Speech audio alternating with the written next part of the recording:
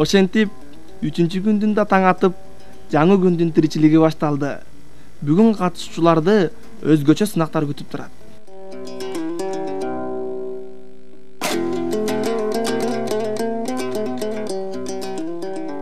Арыбаңыздар. Мына месе урматтуу телекөрүүчүлөр, мына минтип Кыргызстандын долбоорунун ат жабдоо жана ат жабдыктары тууралуу таймашты башталганы турат.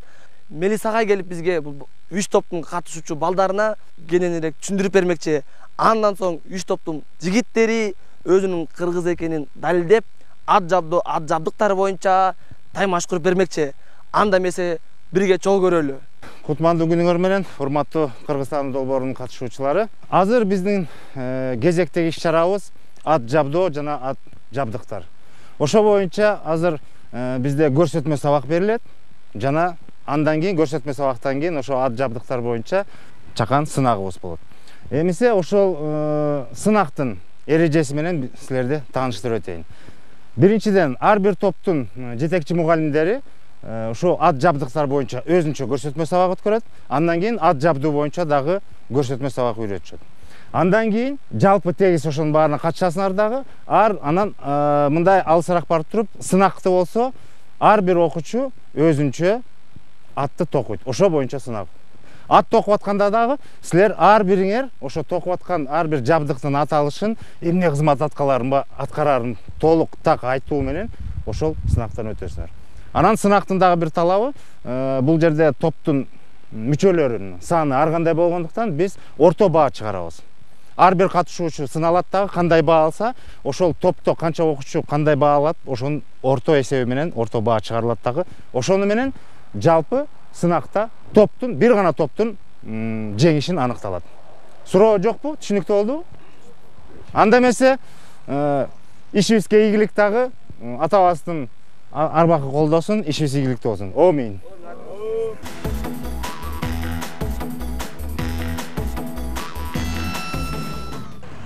Атты токуунун алдында башынан башталат токуганда. Биринчи аттын башына нокто салынат. Нокто эмнеге салынат? Атты жетелегенге же болсо мамыга байлаганга нокто салынат. Анын учуна, ылдый жагына чылбыры болот. Чылбыры уланып байланат, ошо чылбырды мамыга байлайсыңарбы же атты жетелегенге чылбырдан кармап жетелинет.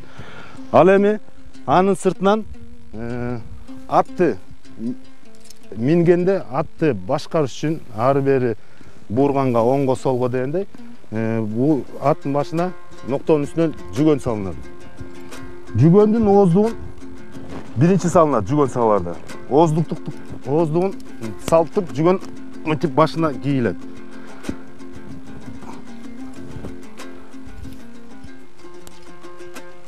Жүгөн тагылгандан кийин жүгөндүн ооздуктун эки жагындагы бул кайыш жиптерди тизгин дейбиз. Ушул тизгиндин жардамы менен атты башкарат, оңго, солго дегендей. Андан кийин эр токумду саларда аттын үстүнө биринчи ичмеге кетет. Ичмек эмнеге салынат? Эр токум киши үстүнө мингенде салмак да бул да. Анан ошо аттын үстүн жоорутпаш үчүн ичмеги салынат биринчи. Ичмектин үстүнөн тердиги салынат. Буну ар бери тяна чыкпай, ат токкан киши мындай эле теңдеп алат эки кол менен. Ичмегин дагы, тердигин дагы эки кол менен тең салмакта ортого келтирип жабылат. Тердиктин үстүнөн андан кийин эр токум салынат. Эр токумда аяк жагында куюшканы болот. Ал эми алды жагында күмөлдүрүгү. Эр токумда салгандан кийин дароо эле куюшкан, күмөлдүрүк эмес, биринчи куюшкандан башталат.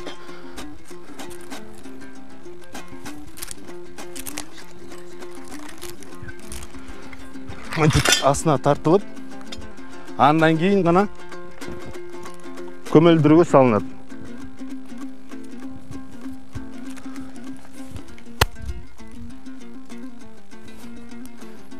күмөлдүрүү тагылгандан кийин бул жерде өзүнүн тешикчелери болот. Жылкынын өзүнүн көлөмүнө жараша көмөлдүрүгү дагы, куюшканы дагы мындай кандай десем, узарат да кыскарат. Андан кийин көрпөчөнү ээрдин үстүнө жабабыз дагы. Бул үзөңгүнү ээрдин кашкасына деле илип койсо болот, басма эл тарткыча.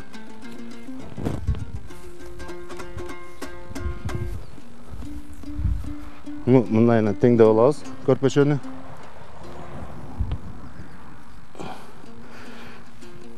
Басма элди бириктирерде муну көмөлдүрүктүн илгичинен өткөрүп алабыз. Анан монтип 2-3 сыйра чалып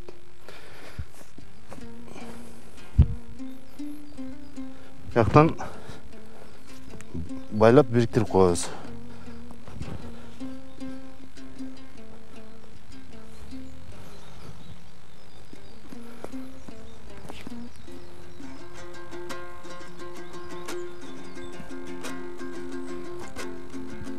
Üzöngüsүн түшүрүп,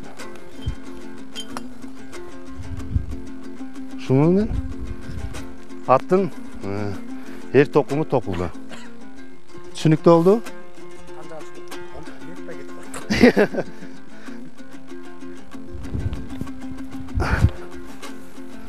Болду, ушу менен ат токулду. Муну кайыш канжыга деп айтылат. Бул да канжыга эмнеге? Максаты эмнеде канжыганын? Кийим болобу, же жүк болобу, кандайдыр бир. Же куржун болобу, ушул канжыга мындай аттын белинен атып салынат дагы канжыга менен байланат. Бул канжыга эрдин тек гана арт жагында эмес, алды жагында да канжыга байлоосу болот кээ бир эрлерде. Балдарга ат жабдыктары боюнча, ал эми кыздарга дасторкон жаюу адеби боюнча көрсөтмө сабагы өтүлүп жатты. Кыздар эми жашоодон биздин кыргыздын дасторкон салуу адеби болот. Ошону биз көрсөтмө сабак катары силердин кийинки жашооңордо ушул адепти колдонуп, ушу дасторкон салуунун кээ бир тереңдигин билип калсын деп биз азыркы учурда дагы бир көрсөтмө сабакты баштайбыз. Дасторкондун бети үйдө карап туруш керек да. Көп учурда ошо дасторкон салган адебин тереңин билбегенде бул дасторконду момундайынан кылып салып коюшат да, мынтип. Андай салбаш керек деген эмне үчүн? Негизи бул дасторкондун бети, могул бети ылдый карабаш керек. Бул дасторкон кыргызда ыйык тутулат да, буну өтө таза, анан өзүнүн адептери менен салыш керек да. Эгерде дасторкондун бети мындай жерди карап калса, бул ырыскы тепселип калат деген мааниде болот да. Ошондуктан илгертен кыргыздын адебинде ушу дасторконду эч качан мындай бетин ылдый каратып салган эмес. Бул ошо негизди билип алгыла. Көп учурда эми аш той болот, ошондо деген дасторкон кээде чоң болуп калат, анан ошондо 4 бүктөп, 2 бүктөп каттап, анан өңүн ылдый каратып койгон, бул туура эмес болуп калат да. Анан ушул дасторкон жайылган учурда даамды улуудан биринчи келиш керек. Эгерде бул учурда эгерде чай ичип отурсак, чайга болгондо улуудан албетте нан, биринчи нан келиш керек. Кээ бир учурда ушул дасторкон камдалып атканда, ушу нандан биринчи башка даамдарды коюп ийишет да, ошол ыраатын сактабай коюлуп калат да, көп учурда ошол адепти сактабай калат. Анан улуу даам келгенден кийин анан башка даамдарды кое берсеңер абдан жакшы болот. Дасторкондо кээ бир учурда этке тартылып калат да, анда улуу даам болуп эттин табагы келиш керек да. Көп учурда ушул аш тойлордо дасторкон жайганда куруу идиш таралып кетип атпайбы? Ал кичине эрежеден чыккандык болуп калат да. Эми эреже болбосо дагы адепте кармабандык болуп калат. Эң биринчи дасторкон жайылганда улуу даам келиш керек. Андан кийин башка даамдардын баары келе берет. Батагларда ошол идиштерди куруу койбой, ошого толтуруп туруп, улуулата жакшы тилекти айтып туруп, анан ошол бата кылып даамды остийген. Эми азыркы учурда көп эле окумуштуулар бир тереңдикти улам ачып атпайбы? Бул тереңдик биздин кыргыздын дүйнөсүндө башынан эле сакталып кармалган. Мисалы, суунун тереңдигин ачып атат да, сууга кандай мамиле кылсаң, сууга кандай сөздү айтсаң, ошол бүт маалыматтын баарын ал суу камтып калып, анан ошол боюнча таасир берет депчи. Анан ошо биздин илгертен эле ошол даамда ос тиерде жакшы тилекти, жакшы каалоону айтып туруп, анан даам ос тийгенде баары бир кайсы тамак болбосун ичинде сөзсүз түрдө бир суюктук бар да, суунун эмеси бар. Анан биз мисалы тамакты жасап аткан учурда дагы сен кайсы маанайда жасап атсаң, көңүлүң, ошол сезимиң дагы ошол тамакка өтүп кетет. Анан ошону эгерде дайыма жинденип туруп тамак жасаса, сөзсүз түрдө бирөөнүн ашказаны же дагы бир нерсеси ооруй баштайт да. Анан ошону бизден илгертен эле ошол себептерди билип, ошол даам болоордо дайыма жакшы тилекти эл үчүн, үй бүлө үчүн же өз жеке адам үчүн тиленип туруп, анан ичип жүрүшкөн. Ошол маалыматта эле эмне деген күч бар, эмне деген ыргак бар, эмне деген аякта тереңдик бар. Ошондуктан дайыма тас торкон жайылгандан кийин ошол жакшы тилек менен каалоо тилекти айтып туруп, анан даам сызышкан. Кыргызда салтыбызда улуулата даам сунган. Анан ошо улуулата даам сунуп келгенден кийин аягына чейин баарына жетмейинче негизи тамактан ооз тийбей турушкан да. Баардыгына толук коюлуп, баардыгына жеткенден кийин чогуу бата тилеп туруп, анан ооз тийишкен. Кээ бир учурда ошол адепти аткарбай, кимисине биринчи даам тийсе эле дароо эле ичип кирет. Бул негизи кыргыздарда андай болгон эмес. Баарын күтүп, анан жакшы тилекти айтып туруп, анан ошо даамдан ооз тийишкен. Мен ушул тас торконубузга Кудайым береке берсин. Жакшылыктарыбыз көп болсун. Каалоо тилегибиз бийик болсун. Ошол каалоо тилектерибизге оңой жетип туралы. Мен даамга карагыла.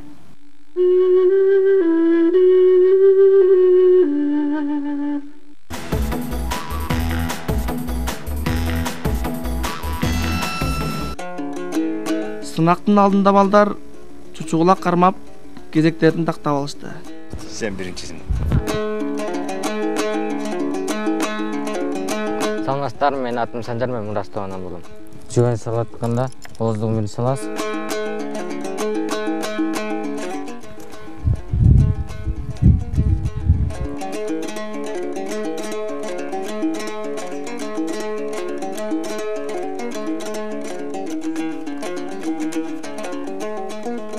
Токуганы туура эле, бирок кемчилиги унутуп кеткен жери. Урматтуу көрүүчүлөр, бул жерде көмөлдүрүк басмайылдан өткөрүлбөй калды. Жана басмайыл бош тартылып, өзү атка мине албай калды. Жер ооп кетти. Сөндүрүп кетти. МГАС командасы Уланбек. Ачылсың.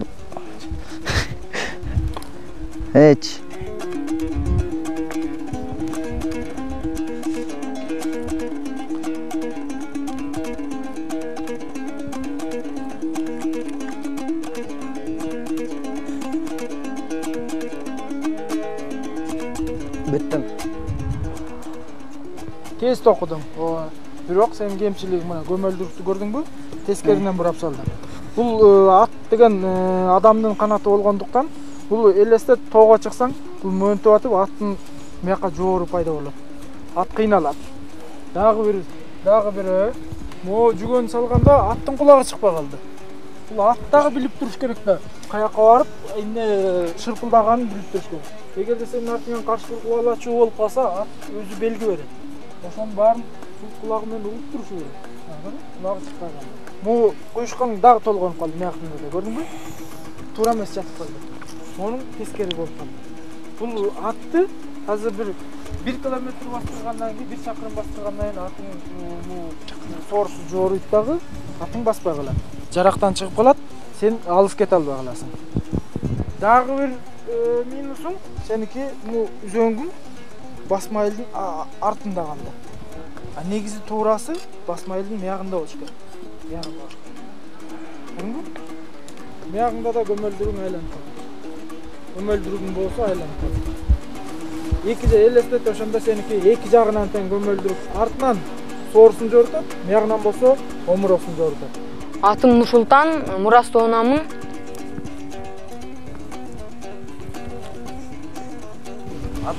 Мунун аты Тизгин.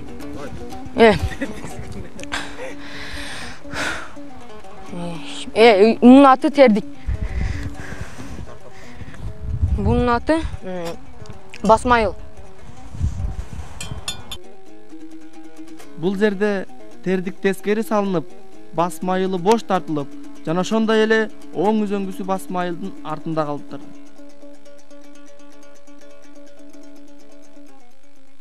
Мурас тобунун жигиттери ат жабдоо боюнча сынактан өтүп жатышса, ошол эле учурда бул топтун кыздары дасторкон жаюу адеби боюнча сынакка киришти.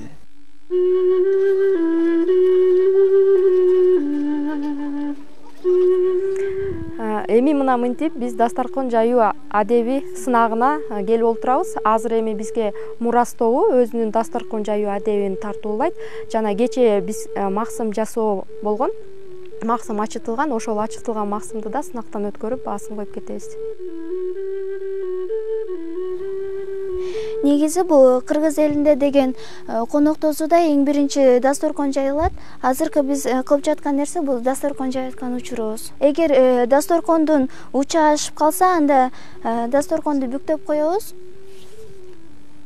Дасторконду бүктөгөндө жана көргөзмө сабакта көргөзгөндөй минтип бүктөйбүз. Анткени дасторкондун сырткы бетине бул тамак аштар коюлат. Тамак аштан бизге бул Алла Тааланын берген ырызкы болуп эсептелинет. Ырызкыны биз эч качан жерге төкпөшүбүз керек. Дасторконго эң биринчи бул улуу даам коюлат. Улуу даам бизде нан болуп эсептелинет. Ошондуктан дасторконго эң биринчи нан коюлат. Андан кийин бул ундан жасалган бардык азыктар коюлат. Андан кийин бизде бул кыргыз элинде сары май, каймак деген бул ата бабабыздан келген тамак аш болуп эсептелинет. Ошондуктан үчүнчү кадам бул сары май менен каймак. Андан кийин бул дасторкондун көркүн ачуунун натыйжасында ар кандай татымдар коюлат. Бул жака да кургак чемиштерди да койсок болот. Мурас тобундагы кыздардын дасторкон жаюудагы өзгөчөлүгү Манастын эн белгисинин элесин чагылдырып даамдарды коюшту. Биз мынакей жармабыздынчы эң жакшы ачыгандыгын мына могул жерден жарманы чалып туруп эле билебиз да. Жарманы чалганда эгерде жармада көбүрүп жакшы көбүк чыкса, бул демек жарма жакшы ачыды дегенди билдирет. Аны өзүңүздөр да байкасаңыздар болот. Азыр болсо даамды татып байкайсыздар.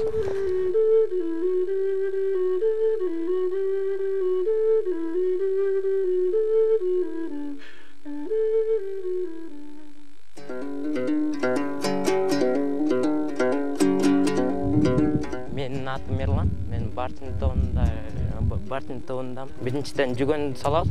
Жүгөн салуу үчүн аттын биринчи оздук салыш керек. Оздук салгандан кийин тердикти салабыз. Бул куюшкан деген бул тоодон ылдый түшүп баратканда мойнуна түшүп кетпеш үчүн салынат. Ошондуктан куюшканды туура салуу зарыл да. Эми басмайлы тартат.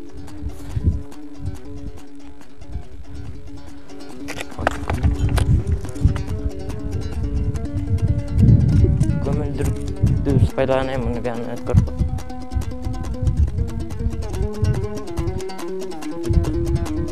Эми Эрландын кетирген күчүлүштүктөрүн айтып кетсем, биринчиден жүгөн тагууда мооларын жакшы бекитпей алган. Буларды мындай бекитип, анан өз уячасына аягына чейин киргизип коюш керек болчу. Экинчи мүчүлүштүгү көмөлдүрүктү тартып атканда бир жагы түз кетип атат, экинчи жагы оролуп калган. Бул алыскы сапарга, алыскы жолго чыкканда ашуудан болобу, эмне жол болобу, бул аттын денесин жоорутуп салат. Муну түздеп коюш керек болчу мына. Үчүнчүсү эң негизгиси Эрлан бир нерсени унуткан. Бияка отурганда бияк катуу болот. Көрпөчөнү унутуп кеткен. Көрпөчөсү биякта турат. Көрпөчөнү коюп туруп андан кийин басмайлы тартыш керек болчу. Ошонусунан ката кеткен. Мен Каныбек Барсын тобунан болуп, биринчи оозунан башташ керек, оозунан киргизип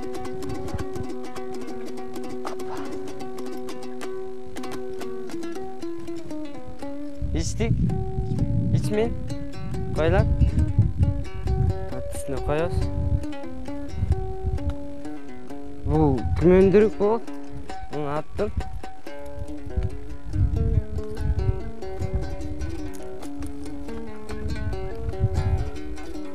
Бутунан, алдыңкы бутунун алдынан өткөрүп,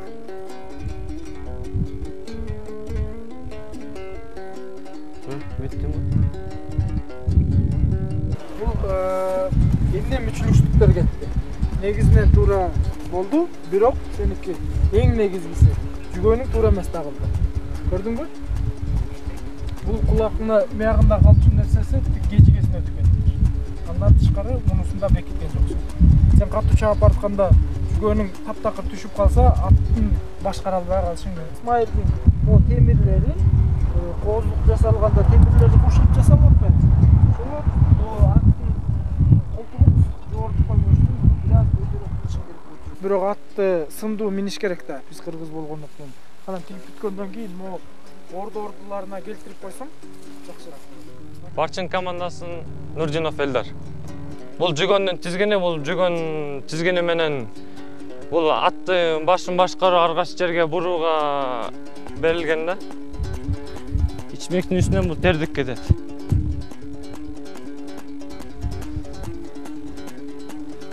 Бул куюшкан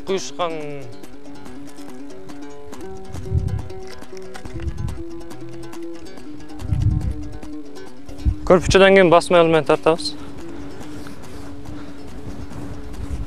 Бүттүм. Басмайлды туура эмес тарткан. Басмайлы мындай караш керек. Кооз жагы менен караш керек. Муну туура эмес тарткан. Андан кийин экинчиси басмай артка жылып калган. Артка жылып калгандыктан басмайлдын тартуусун караганда кыйшык тартылып калган. Бул эгер астыга жылганда бул бошоп кетет, анан кулап кетиши мүмкүн. Кыргыз эми атты токпогон соң сындуу кылып токуш керек.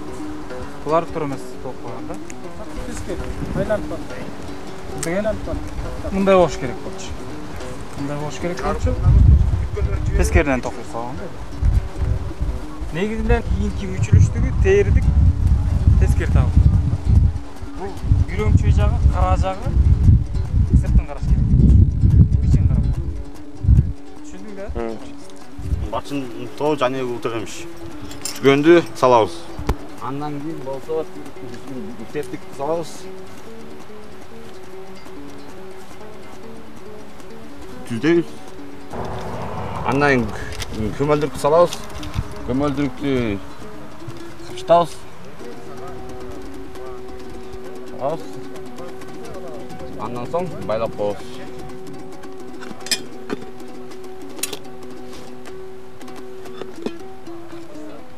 Төлөмүш 3 мүнөт 24 секундта аякта бүттү. Эрте окуп, кээ бир мүчүлүштүктөр кетип калыптыр. Өзүңөр көрүп тургандай эле тердик артка жылып кеткен. Тердик менен кошо да артка жылып кеткен. Ошону менен туура эмес тартылып, бул сыны да кетип калган, бул да бир аз бошураак тартылып калды. Сыны жок да. Бул да көрпөчөсү жакшы таңылбаган. Анан экинчи мүчүлүштүгү көмөлдүрүгү кыйшык тагып калган. Буларды түздөп, сындуу кылып оңураак тартып тагып коюш керек болчу. Түшүндүңөр да? Кезекте билет. Мен кандай кылып иш Барчин тобунан.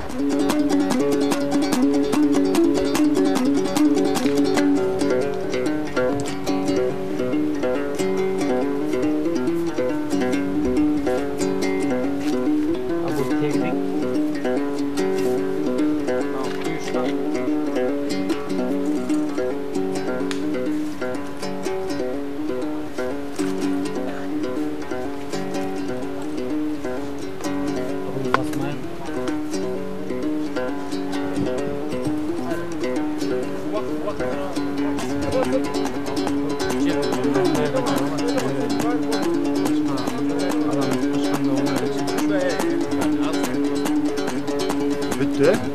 Бүттү. Эң биринчи башынан баштаганда жүгөндү тагып атканда бул нерсесин көзөлөгүнө киргизгенди унутуп койгон. Тердик тескери жабылып койгон. Анткени карасаңар, бул кечки бети сыртты тескери карап калган. Үчүнчү бүтүрүштүгү ээр артка кетип калган. Ээр алдыраак жылыш керек болчу. Басмайыл көзөлөк. Басмайыл артка кыйшык. Уюшкан орол.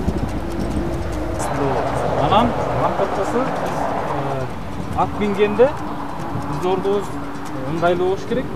Жана могу көрпөчөбүз түшүп калбаш керек. Биз эгер ат минип бир аз бастырганда эле көрпөчөбүз бияка жылып кетет, же мындай түшүп калышы мүмкүн. Ошон үчүн көрпөчөнү байлаганды байыш үстүнөн байлаганды. Басмайыл көрпөчөнүн үстүнөн байланат. Мен Марат Барчын тобунан биринчисинен жүгөндөн баштайбыз.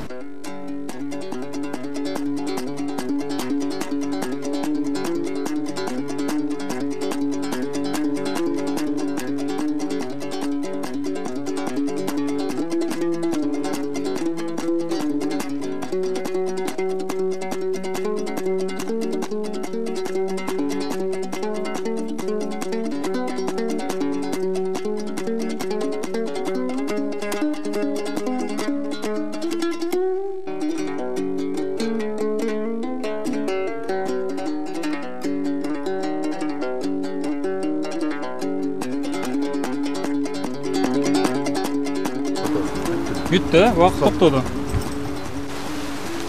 Марат атты 5 мүнөт 12 секундда токуп бүттү.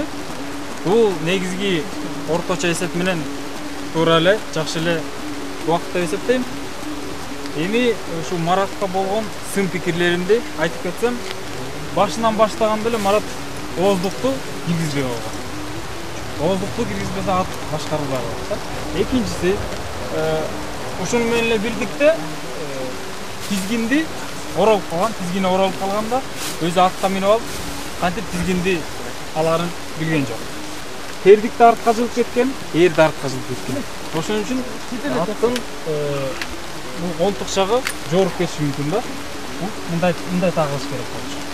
Анан үзөңгү жөнүндө айтып кетсем, үзөңгү ар дайым басмайылдын асты жагында турат. Бул жагында үзөңгүсү жылып, тердиги да жылып кеткен. Дасторкон жаюу боюнча кезек Барчын тобунун кыздарында.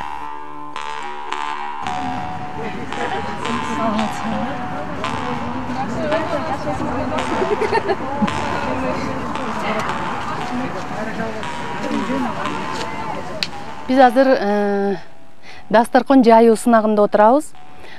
Азыр Барчын тобунун кыздары ушул сынакта конокторду кантип тосот, дасторконду кандай жаят, ошону көрсөтүп беришмекчи. Ошондой эле биз кече күнү жарма жазуу сынагынан дагы даярданганбыз.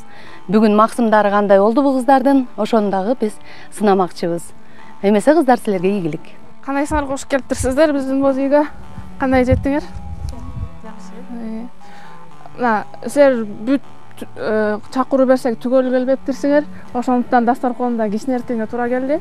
Дасторкон узунураак болуп калгандыктан, дайыма эле эмес, дасторкон узун болгондуктан чет жагын бүктөп коебуз. Анткени бул ырыскынын баары кетип калбасын дегендей, бул асты ылдый жагы жерге ылдый бүктөлбөш керек да. Мындай болуп бүктөлбөш керек да. Азыркы убакта көбүнчөсү ошону бүктөп атыптыр, ал туура эмес. Анан эң биринчи нан улук эмеспи, нанды коебуз.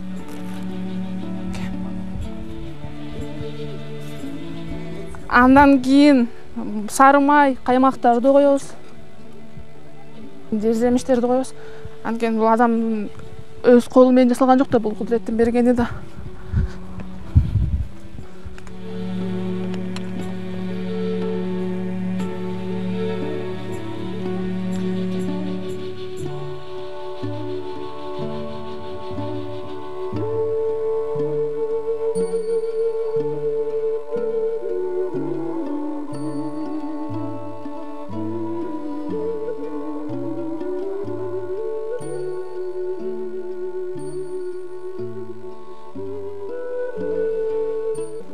силер азыркыда эле айткандай көчөгөнү биз жарма уютканбыз. Жарма жасап.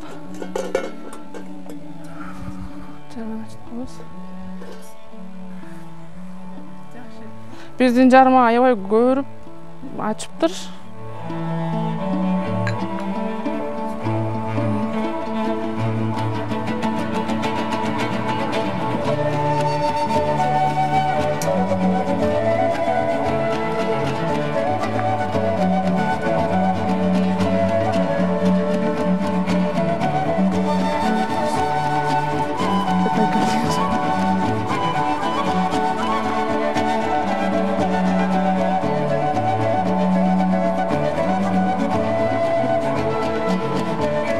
Өткөн чыгарылышта жалпы топтун кыздары жарма жазуу боюнча көрсөтмө сабактан өтүп, өздөрү даярдап ачытышкан. Бүгүн калыстар тобуна даам таттырып, сынактан өтүп жатышат.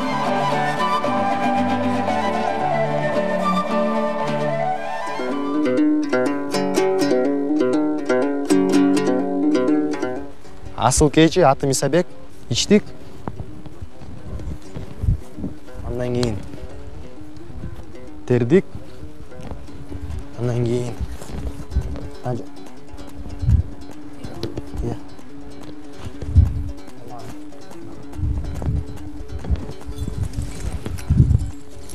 тердик ушундай нал болуп калды. Тердик экен. Бир эме турбайт. Мына эр.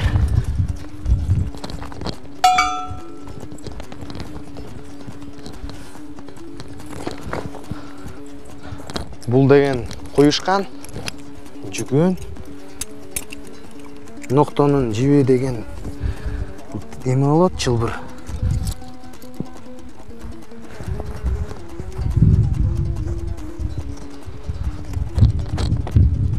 Болду. Асыл кечиден Исабек. Убакыты 2:33 болду. Өтө тездик менен токуду. Негизинен туура токуду. Бир гана могу башында бир аз адашып кеттиң, ичмек менен тердиктен. Экөө бир ооба, эки ичмек болгон. Бирок негизи туура барды. Куюшканы жакшы, ордунда. Бул мындай көрөбүз. Көмөлдөр туура тартылган, бардыгы басмайыл. Басмайыл катуу тартылган. Катуу, ооба, мингенине көрүндү. Бир гана нерсе, ошо эр бир аз аскараак болгон да. Ерді бир аз астыгыраак болуш керек, басмайы мындай бир үзөңгө. Эми бул чоң деле проблема эмес го. Минген билгенде бияктан келип туруп кайра чүрүп эсли жетпей калса. Бул негизи мүчүлүштү. Менин атым Темирлан, мен Асыл кечи тобунун мүчөсү болом. Эң биринчи бизге керектүү курал бул жүгөн болот, бул аттын эмеси болот. Муну кийгизерде биринчи оздукту салыш керек. Анан бизге жүгөндүн да эң негизги жери бул сагалдырык бул. Бул дагы жүгөндү кармап калат. Бизге ичмек керек. Биздин ичмегибиз эрди бизге эң керектүү жерлерди таап алдык. Эми бизге көрпөчөн салабыз. Көрпөчөн салганда дагы туура салыш керек. Туура карап, туура салыш керек.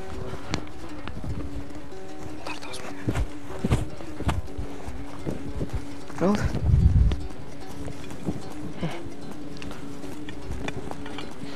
Үзөңгүлөрүн түшүрөбүз. Бул да эң керектүү курал адамга. Бул өзүн атка минүү жана аттан өзүнүн тең салмактуу кармашын сылайсыз. Темирлан, сенин убактың 4 мүнөт 58 секунд болду. Убакытты көбүрөөк алып койдуң. Эми сага баа берели. Ат току боюнча баардын орду менен, ирети менен жасадың негизи. Бир аз 1-2 мүчүлүштүгүң бар. Эриң бир аз алдыга жылса жакшы болмок, анткени көрүнбөйсүң, сен басмайылың мындай кыйгаш кетип атат. Анан могу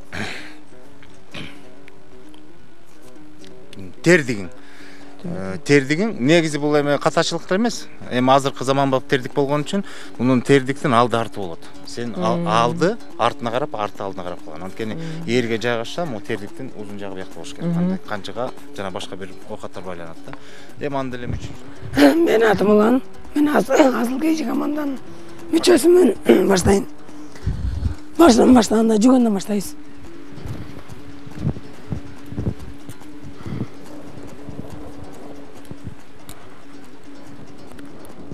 желдик салабыз.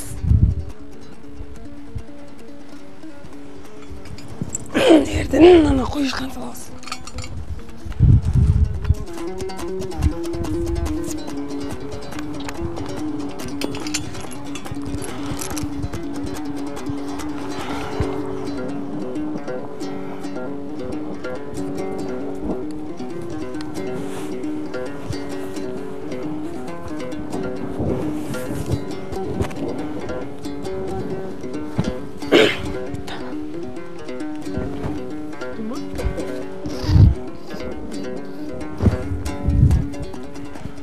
Улан, сенің уақытың 3 минут 50 секунд болды. Мына уақытың орто уақытта. Эми сага баа берели. Биринчиден, ат токудуң бир кемчилиги. Көмөлдүрүктү басмайылга бекиткен жоксуң, бул бир. Анан калган жагы жакшы, куюшканды сен кел бияка кел. Куюшкан көрдүңбү? Куюшкан мындай салаңдап калды бош болду. Анткени сен куюшканды орноткондон кийин сен эрди алдыга жылдырган жоксуң. Эриң менен карачы, басмайыл курсагына тартылып калды. Басмайыл алдыда болот. Ошондо көмөлдүрүк да бияка. Бул эр алдыга жылыш керек. Анан көмөлдүктү бекем тартканда бул ортосуна келмек. Ошондо сеники 2 кемчилигиң болуп калды. Акчубаков Тилек Асыл Кежи тобунан баштадым. Мына азыркы жүгөн, бул жүгөндү атка башкарууга атайын арналган нерсе.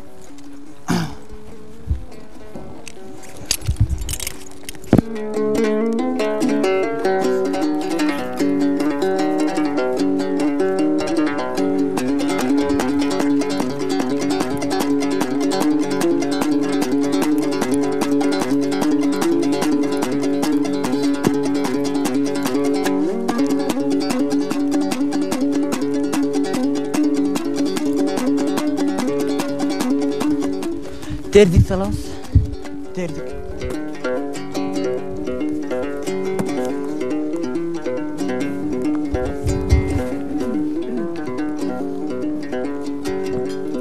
Куюшканы.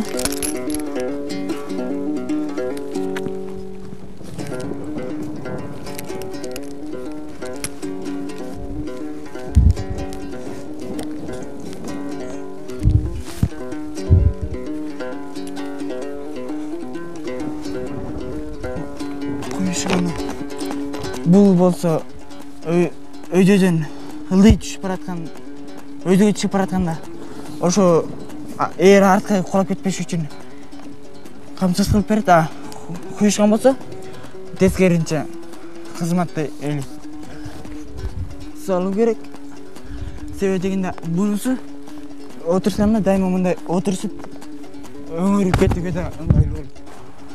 Чечкенде илмек бат болот. Мына атты жабдыдың, бирок бир кемчилик бар. Эр менен тердиктин жагышын карачы. Эр алдыга чыгып кеткен. Мына бул желдиги тердикке турбаган. Ошон үчүн жорду ийиши мүмкүн. Бул өтө чоң кемчилик, кандай болбош керек. Буну кошо алдыга жылдырыш керек болчу. Эр менен тердик жылышып кеткен. Экинчиси көмөлдүрүк басмайлыга бекитилбей калган. Көмөлдүрүк басмайлыга бекитилбеген соң сен мисалы өргө бастырып баратканыңда бул көмөлдүрүк бош болуп калат дагы, эриң артка чөйүлүп кете берет. Мына бул эки чоң кемчилигиң бар. Анан башында баштаганда эле жүгөндү ооздугун зор эмес. Көрдүңбү? Оозуна кирбей калган. Бирискен болчу. Анан бул эрине кирип калганда ошол ат өзү эле чыгарып алды да, сен деген ошону байкабай калдың. Эң биринчи оозуна кириш керек эле. Ошол кирбей калды. Мына ошондо бир мүчүлүштүк, эки анан эр менен тердиктин жылышып кеткен бул өтө чоң мүчүлүк. Анткени бул жер жоруп кетет минут жүргөндө. Күч келет да, бул эмне деген салмакты көрөт. Анан териси жорулганда ат кыйналып калат. Сенде 3 мүчүлүштүк болду.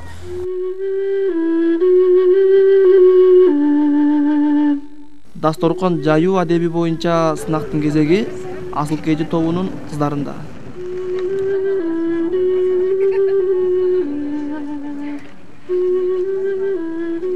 Мына эми кыздар азыр биз буга чейинки өтүлгөн Дасторкон адеби көрсөтмө сабагыбыздын сынагына келип отурабыз. Азыр Асыл Кежи тобунун кыздары силер Дасторкон жаюу адебин көрсөтөсүңөр бизге. Саламатсыздарбы? Кош келипсиздер биздин өргөбүзгө. Биз ушу буга чейинки көрсөтмө сагабыздын сынагын көрсөтмөкчүбүз. Бул сынагыбызда биз дасторкон жаюу адебин көрсөтмөкчүбүз. Анда эмесе кыздар, дасторкон жайыңыздар. Бул дасторкон жаюунун өзүнүн адеби бар. Себеп дегенде бул кыргыз элинде илгертен эле энелерибиз айтып келген. Бул дасторкон ырыстуу нерсе болгондуктан бул дасторкондун бети эч качан жерде карабаш керек. Ошондуктан ушул кезге чейин дасторкондун бети жери карабай дайыма жогору жакта карап турат. Буну биз эрежеси менен салып алабыз дасторконубузду. Дасторкондун эң улуу нан демекчи, биз дасторконун баштаганда эле нандан баштайбыз. Андан кийинки кадамыбыз бул ар бир кожойкенин өзүнүн каалоосу боюнча дасторкону жасалгалай берсе болот. Ушинтип биз дасторконубузду жайып алдык. Анда эмесе дасторкон караңыздар. Жана ошондой эле биз кыргыздын улуттук суусундугу максым же болбосо жарма. Бул максым же жарма деп ар бир өрөөндө ар кандай айтылып келет. Бул улуттук суусундук адамдын чаңкаганын кандырат.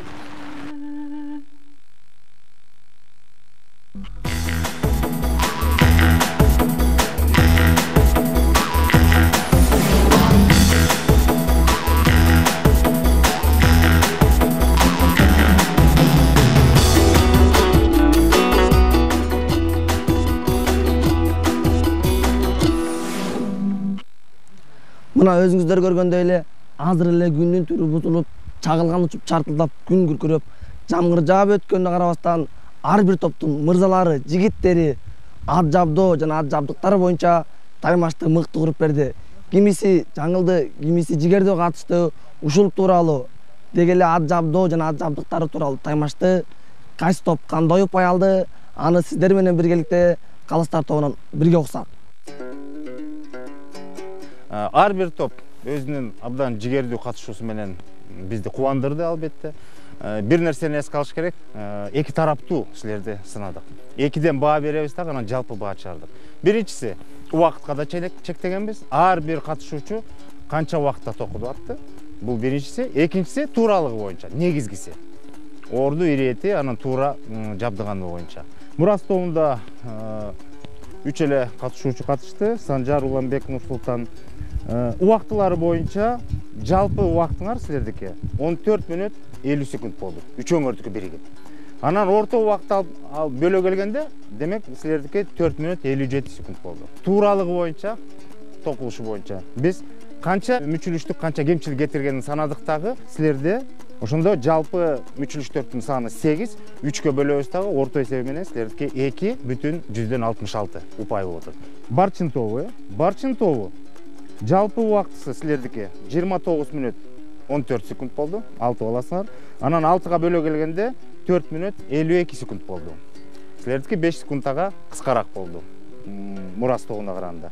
Ал эми жалпы жаңылыштык мүчүлүш кетирген боюнча упайларды санасак, силерде 19 мүчүлүштүк кетти. Аны жалпыга 6га бөлө келгенде орто баасы 3,16. Асыл кежи тобунда 4 катышуучу болду. Бул жерде убактысы боюнча алып караганда жалпы убактыңар силердики 16 мүнөт 48 секунд болду. 4кө бөлө келгенде силердики 4 мүнөт 12 секунд болду. Ал эми жанагы мүчүлүштөр, кемчиликтер боюнча санай келгенде, жалпы кемчиликтердики силердики ортого бөлө келгенде 2,25 болот. Ошондо эгерде жыйынтык чыгарсак, анда мындай болуп атат.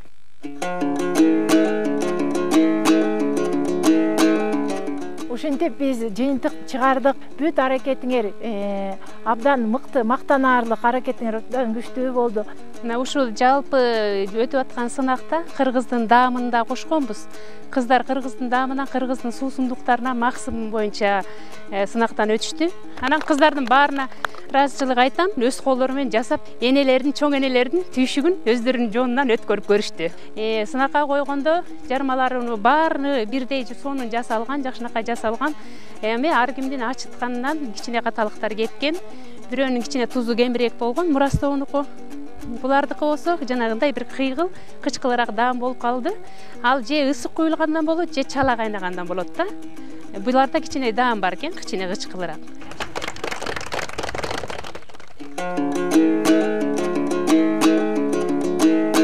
Негизи бул дасторкон жаюу адеби боюнча аябай жакшы негизи аял заты болуп аткандан аны билиш керек сөзсүз. Ошол көкрөңөргө салынганы мага абдан жакты. Эң биринчи бизде асыл кежи тобу болду. Алардын деген эң биринчи кемчилиги дасторкондун көлөмүн мейман келип атат да үйгөчү конок келип аткан коноктун ченемине карабай чоң кылып эле жайып салдыңар. Дасторкон жайылып бүтө электе эле нанды алып келип эле коюп аттыңар. Негизинен дасторконду жайгандан кийин коюп ошону түзүп алгандан кийин анан нан коюлат, улуу деп. Андан сырткары дасторкон тебеленди. Экинчи эми барчын тобуна тиешелүү да. Барчын тобу силерде да бирок кемчиликтер болду. Жарма бир жактан сунулду, жанагы асыл кежи тобунуку сыяктуу эле жарма бир тараптан эле сунулуп, улуу адам да сунуп калды да, төрдө отурган адамчы. Экинчиси болсо жарманы куюп атканда аралаштырып туруп, түбүнөн бери, талканынан бери аралаштырып коет. Силер көбүнчө көбүн куюп коюп турсуңар да. Үчүнчү мурас тобу, силерде да кичине кемчиликтер кетти. Дасторконду бүктөгөндө аяк жагынан бүктөп койдуңар да, артып калды го жана дасторконуңарчы кичине.